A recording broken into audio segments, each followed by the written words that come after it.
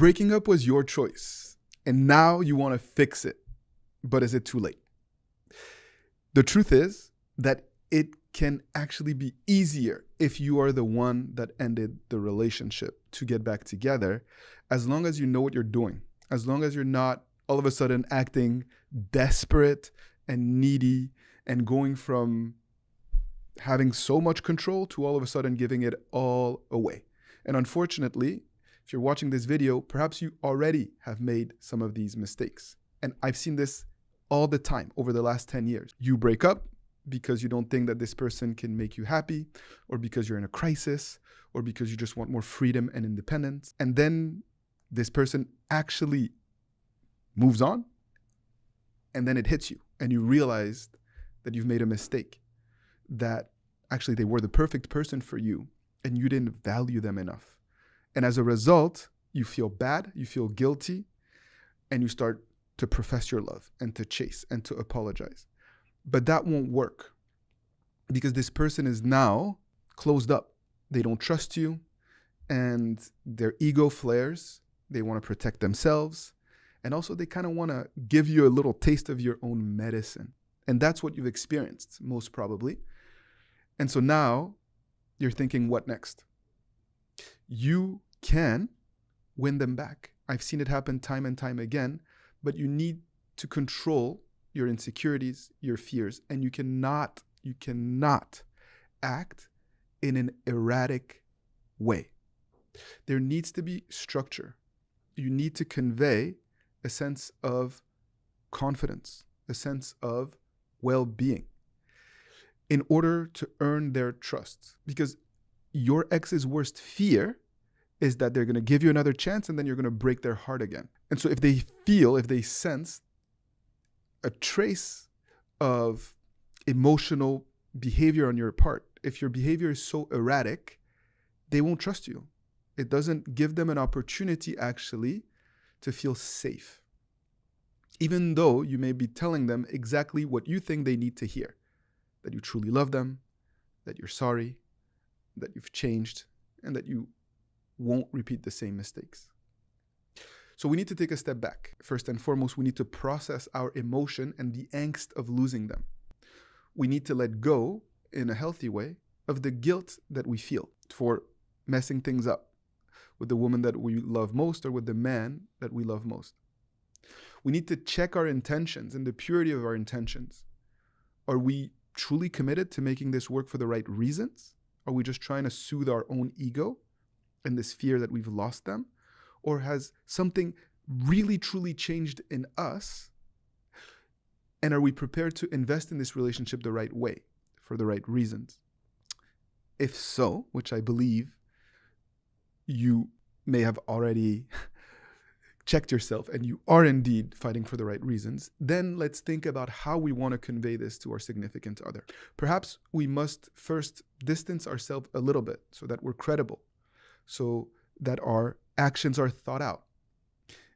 And then we want to reconnect in a way where we're not pressuring them. We're not asking of our ex to take us back. We are learning to validate them and their feelings and their fears in a way that is both authentic and that doesn't put us down, right? Many times it comes in the form of a message of gratitude. Gratitude for opening your eyes to all that you could be. And sometimes a heartfelt apology, not with the purpose of immediately winning them back, but apologizing for perhaps not respecting the space that they needed. And it's okay to just let it sit there. There needs to be an organic nature to this process where we're giving your ex, this person that you love, enough time and space to take ownership of this process of rebuilding a dynamic, a relationship, a connection with you. It cannot be forced. We cannot impose our pace on this other person who is probably still very hurt in a fragile mindset. There is so much wisdom in being thoughtful and really in having an approach that is timely, not just based on our whims, our emotions, and our need to be with them or to communicate in that very moment, but really thinking about their reality, their healing process, as well as how we are going to reach out. And we don't want to put any pressure on them. The key is going to be rebuilding trust and reminding them that you guys can have fun together, that you can make them smile, that you can be safe. But the fact that you broke up with them actually increases your chances of getting them back, because most often it entails that they still care, that they still loved you, that they still were hoping to build something with you. So as long as we're not acting, again, in a way that overwhelms them, that is erratic, that is selfish, we can rebuild this relationship the right way. And this last point is very important. Your ex sees you, whether they verbalized it or not, as someone that is selfish, that's mostly concerned about their needs, their feelings, what they want. How can you convey to your significant other that you also are thinking about them, that you are actually more selfless, that it's not about you, it's about them being happy, and you finding a place in their lives to help move them towards that happiness? Because the moment that you do that, then they can buy in. Then it becomes their decision to be with you, and we can really rebuild trust. I also don't want you to overthink this, because many times, if you broke up with them, there's direct ways to re-engage, to reconnect, and to do so in a way that can be very powerful.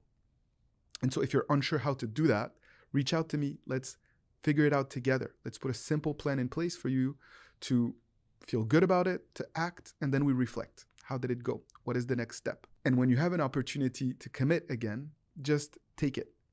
Seize that opportunity, and together you can build the plane while flying it. As long as you're committed to building together and finding common solutions to the challenges that you will face. That is what nurturing healthy love looks like. Everyone makes mistakes. But how do we learn from those mistakes in order to nurture healthy love? That's what this is all about. And that's why I do what I do. I've made plenty of mistakes myself. My wife will tell you. But I try to learn from them, and I am committed to making it work. And that is the mindset that I want for you, and what I'm trying to accompany you to develop through this challenge and through this adversity. You will become better because of this experience, and you will become a better partner because you've gone through this challenge. And you'll have no regrets. So don't hesitate to reach out to me. Let's work together. Let's figure things out. And together, we will fight the good fight. Take good care. I cannot wait to work with you.